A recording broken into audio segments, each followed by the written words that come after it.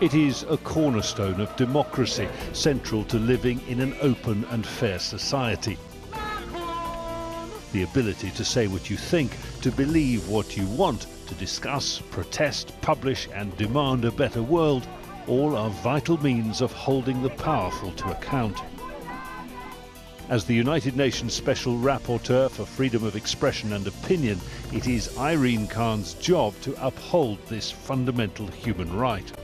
The first woman appointed to the position and a veteran campaigner for human rights, Khan's qualifications include serving for almost a decade at the turn of the century as Secretary-General of Amnesty International.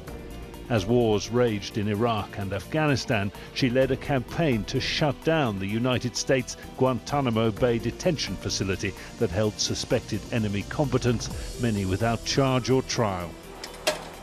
Khan fought to end violence against women and launched Amnesty's Demand Dignity campaign against human rights abuses that impoverish people and keep them poor. Across the globe now, even in advanced democracies, the freedom of expression and opinion is under attack. Wars continue to rage, repressive regimes seem only to grow stronger, and journalists have become targets. Censorship and intimidation inhibit the free flow of information. In recognition of these challenges, the United Nations established the Special Rapporteur's mandate in 1993 to promote and protect the right to speak freely without fear of retaliation. But who will heed its call, and how relevant is the United Nations itself in a violent world? Irene Khan, the UN Special Rapporteur for Freedom of Expression and Opinion, talks to Al Jazeera. Irene Khan, thank you for talking to Al Jazeera. Thank you for giving me the opportunity. It occurred to me, preparing this interview, that your brief is so broad. It covers what people should be free to say, to think, to believe, in everything from mature democracies to repressive regimes, to countries at war, to the internet, the media, gender issues. How on earth do you stay on top of it? You must be pulled in 100 different directions at once. Well, freedom of opinion and expression, I call it the bridging right, because it bridges all other rights that we enjoy, whether it's the right to education, whether it's the right to vote, whether it's the right to environment. You need information, access to information. You need to be able to express your views. You need to be able to participate in decisions that affect your life. So it is indeed a broad right, but of course, as an individual mandate holder, I have to prioritize, and I have to prioritize on key issues, fundamental issues like democratic elections, like media freedom and safety of journalists, like the right of women to speak freely. I'm the first woman to hold this mandate in the UN. So these are key issues of the day. If you were to boil it down to one sort of essential purpose, essential ingredient, what would it be, your job? My job is to monitor, report, listen to people's voices and carry them to member states of the UN and to other key stakeholders about the importance of freedom of expression for development, democracy and human dignity. Let's start here in Bangladesh. This is your country of birth. It's where you live most of the time. It's just come through an election, hardly an election at all, really. Only one side took part, the government side. The opposition boycotted it, the BNP, saying that thousands, they say tens of thousands of their supporters, including local leaders, are in jail. The government seems here to have whittled down democracy into something like a piece of theatre, and not a very convincing piece of theatre at that. Is this troubling for you?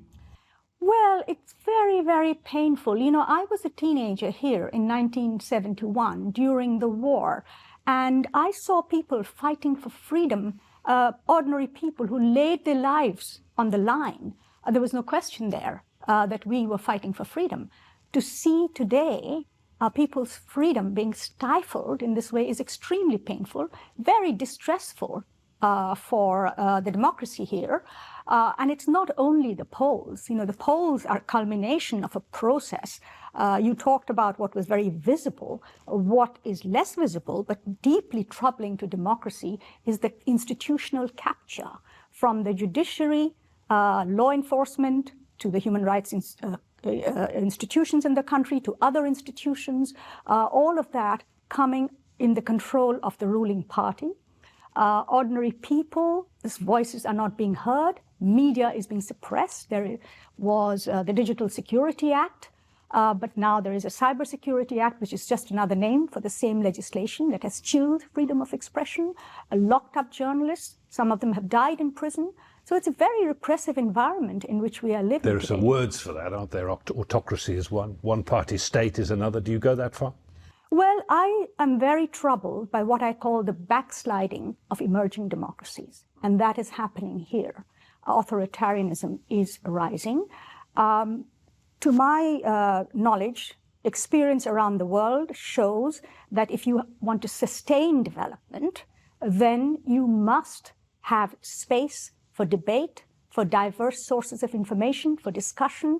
It worries me very much. There's been development in this country, but can it be sustained in this repressive environment? Well, let's talk about an issue that brings together repression and freedom of expression in this country, and that is the case of double Nobel Prize winner Muhammad Yunus, known as the banker to the poor. He's currently sentenced. He has a jail sentence over his head. He's out on bail. You've been pretty closely following that case. You were there for the verdict. You called it a travesty of justice. Indeed, and it is. Given the number of labor law violations that are taking place in the country, the enormous health and safety problems that laborers face every day in factories, the way in which big business is exploiting labor, given all that, it is amazing that the government chooses to pursue this case against Professor Yunus on a technical issue that, from what I can see, from my discussions with his lawyer and other lawyers, would not stand in a free, independent judicial system. Something that feels or seems rather like a personal vendetta between Sheikh Hasina and Mr. Yunus. Professor Yunus has been vilified by the Prime Minister as the bloodsucker of the poor. He has been called many names. There is, of course, a long history going back to the time when he wanted to enter politics, but almost immediately decided not to. That goes back more than a decade. Some people do say that there is a sense of vendetta here, but I think it's very, very dangerous. And there's another message that's going out to civil society, to anyone who dares to stand up, speak out, that if this can happen to Professor Yunus, what can happen to others? Right. 170 global figures wrote to Sheikh Hasina in August, demanding that what they said was his continuous judicial harassment stop, among them US Secretary of State, former Hillary Clinton, Richard Branson, the Virgin founder, Bono, the singer. Is she interested? Does she care what people like that think? Well, the Prime Minister and her government, ministers, always speak about the image of the country. They talk about others tarnishing that image. I think in this particular case, the tarnishing might be is happening by them themselves. Well, let's turn now to another very high-profile case, and perhaps an unusual chink of light, the case of, I hope you'll forgive me for saying so, your friend, I believe she's your friend Maria Ressa in the Philippines, who has finally been acquitted on charges of tax evasion. She too hounded by the courts. It took a change of government in the Philippines, didn't it? I think what that indicates several things. One is the importance of journalists in today's world and media freedom. She's a Nobel Peace Prize winner too. Secondly, the realization by the country, by the judiciary of the country, that you have to uphold the rule of law.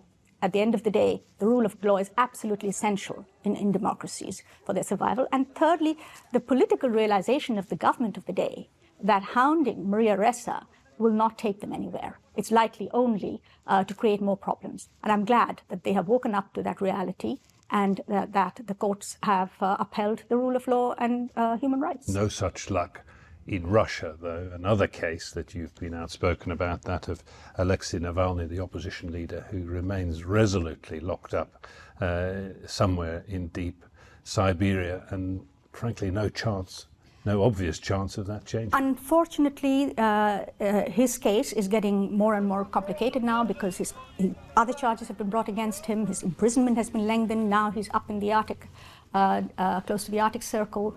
And it's a very sad situation. And of course, overall in Russia, there is no independent media. There is no room for any criticism, any dissent.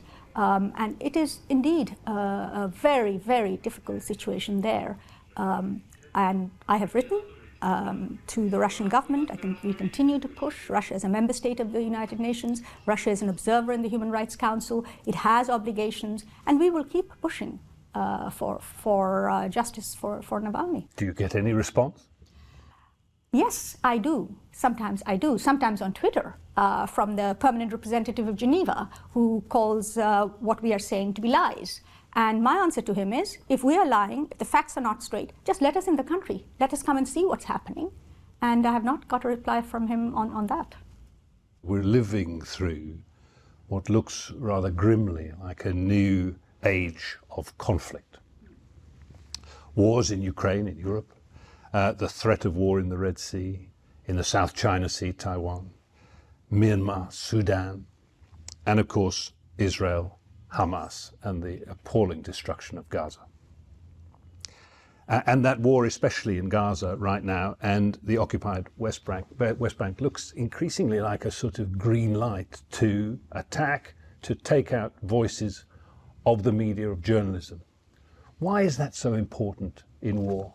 Well, I think journalists play an absolutely critical role at all times, but certainly in the middle of conflict. As important as health workers or other emergency workers, because they are bringing the information to the world. They are holding the truth. They're holding to account the parties to the conflict in a way through their information, and therefore they're seen as a threat. Now, journalists are civilians. They need protection. But in my view, they're a particular kind of civilian in a war situation. They can't drop their job and cross the border and go away. They cannot seek refuge elsewhere. They have to be there. And therefore, they need more protection under international humanitarian law than they're receiving right now. And parties, member parties to the conflict, particularly governments, when states are fighting the war, such as the Israeli Defense Force, have to take extra care, which they are not. In fact, there are allegations that journalists are being targeted, deliberately targeted. Al Jazeera journalists, as you know, have taken a big hit here. I have written to the Israeli government. I'm not sure whether they will bother to answer me, but I do want, and I have called on the prosecutor of the International Criminal Court to pay particular attention to the plight of journalists. But let me add one other point. Killing journalists is, of course, the fastest, most obvious, the crudest way of censoring speech and chilling speech. But there are other new forms of repression that are coming now. And one is what I call the weaponization of the law against journalists. And we see that in this country, for example, with the cybersecurity law, with other kinds of harassment, tax laws against Maria Ressa, as you pointed out. So journalists are being hit in various ways. The defamation, criminal libel is used against many to chill speech. It shows actually how powerful, what a powerful role you play as journalists. You are holding to account. You are speaking truth to power. Sure. Well, there's another aspect that I want to bring up about the way that wars are waged and the way that wars affect societies. Not just the silencing of the speech and the ability of journalists to report, but the silencing of cultural society that is so insidious that it reduces a society to its knees. I'm talking about Gaza again because it's a prime example. I'm talking about the wiping out of artists, of writers, of poets, of performers, of cultural heritage, the sorts of things by which people judge their identity. Yes, indeed, that is the big tragedy of Gaza. And as you may know, I and my fellow special rapporteurs have actually called for an investigation in the genocide. We believe this is genocide, not just cultural genocide, but actual genocide, wiping out a people, the threat of displacement, of uprooting people, pushing them out. It's not just people fleeing conflict. There is deliberate sort of push to get people out, to grab the land. This is a classic case of colonial occupation that is taking place in Gaza. And along with that, of course, the culture, the history, the language, the traditions are uprooted. We have seen that with the Rohingyas in Myanmar. We now see that happening in Gaza. And that is where I feel the hypocrisy of those who champion human rights have to be brought to light as well, along with those who commit human rights violations. Many of those human rights champions are silent or standing on the sidelines while Gaza is being, the Gazans are being obliterated. That's a very bold statement. Yes. You believe that this is genocide. Does the weight of the UN sit behind that belief? Well, we as special rapporteurs, there's a special rapporteur on the occupied territories and others, have called it genocide in the making. We haven't been on the ground. Obviously, evidence that we are seeing is evidence collected by journalists and others. There needs to be a full investigation. Let's move on to another area that sits squarely within your brief, no less thorny than the others, gender. You have a focus on the protection of women's rights, of course, but gender is an emerging battlefield, isn't it, in terms of changing notions of gender, what gender even means. How much of your time is taken up protecting the rights of gender? Well, you know, as I said, I'm the first woman to hold this mandate, and one of the first things I did was to look at whether there had been any reports in the UN system about freedom of expression from the perspective of gender, and I discovered there hadn't been one. And my first report to the UN General Assembly was about gender equality and freedom of expression, and I defined gender not only as women and girls, but also other genders, LGBTQI people, and discovered that if you put a gender lens, freedom of expression seems gender neutral, but if you put on a gender lens, then censorship for women doesn't only come through law. Very often it does not come through law. It comes from culture, custom, tradition, and many other social norms, cultural norms that stop women from saying something, doing something, and so on. Look at Iran. Look at what has happened with Iran in the context of women's hijab. What a woman wears becomes a political issue, becomes a national security issue.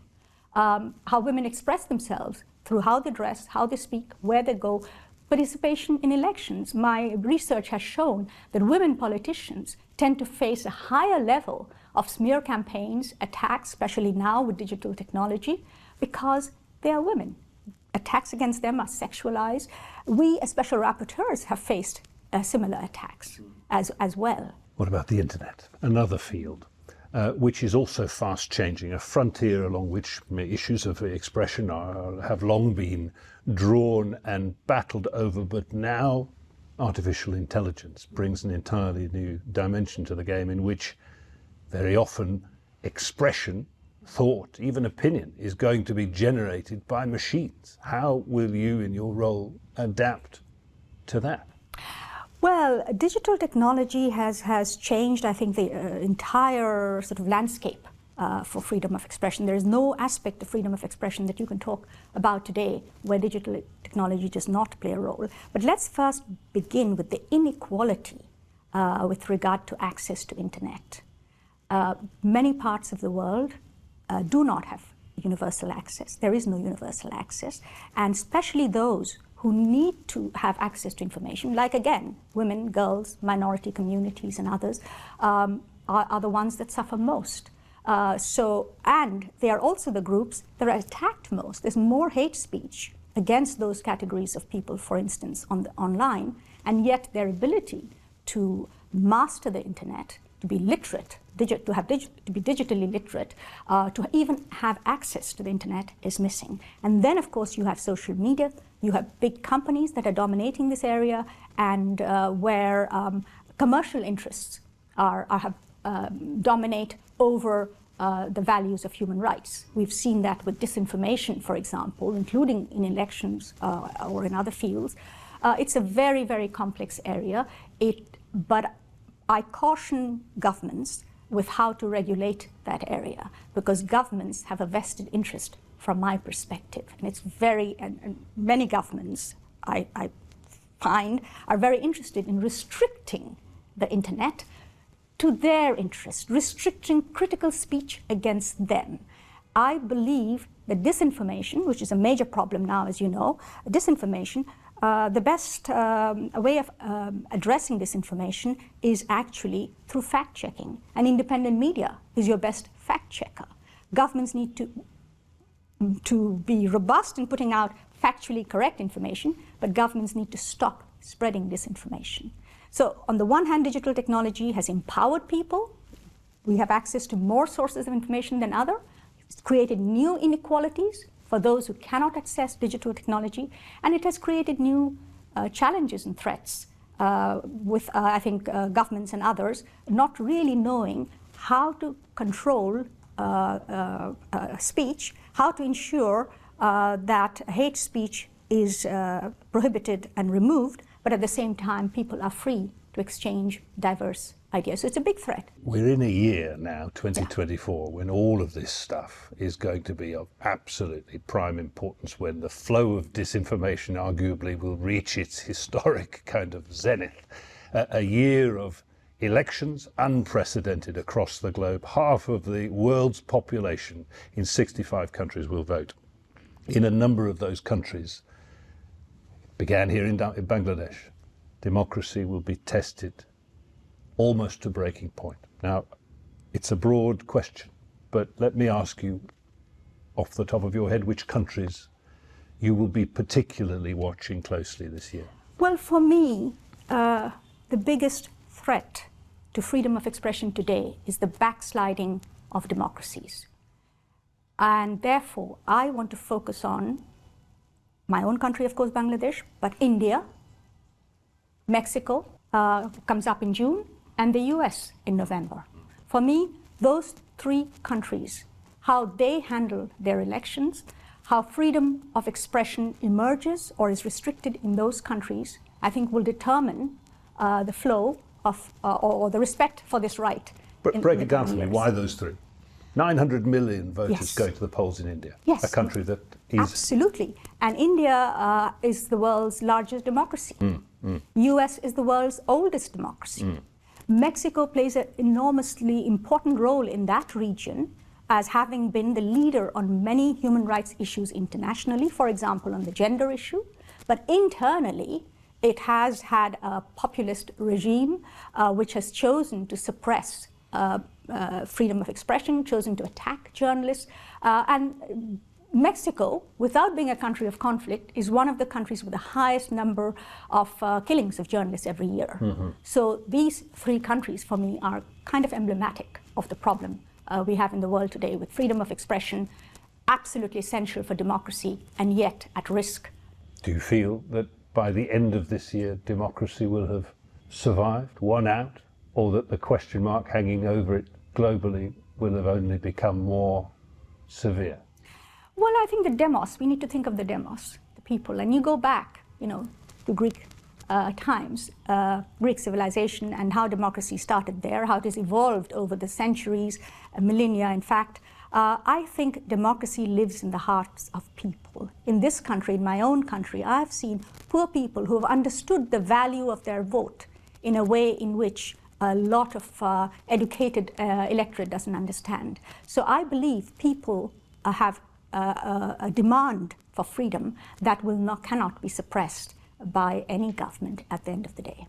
In the end, the inevitable charge that will be leveled at you in some quarters is that, you can shout as loudly as you like about human rights, but in places where human rights really matter and where change is most needed, very often those are places that have simply gone too far beyond the reach of UN-style norms and expectations, that they're just not going to be listening to you and you can't make them listen. How do you go about ensuring that what you do matters?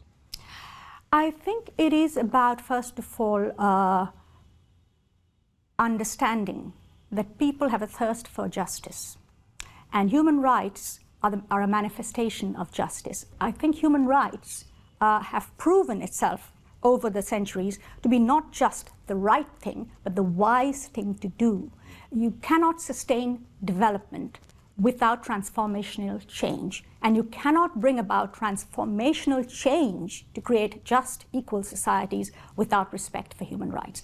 I think international solidarity is what we need. We need much more international solidarity among peoples, and thankfully here, the internet has created an enormous opportunity. So I'm actually optimistic.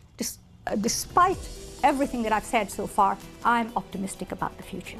Irene Khan, UN Special Rapporteur for freedom of expression and opinion. A wonderful discussion. Thank you for talking to us. Thank you very much for inviting me.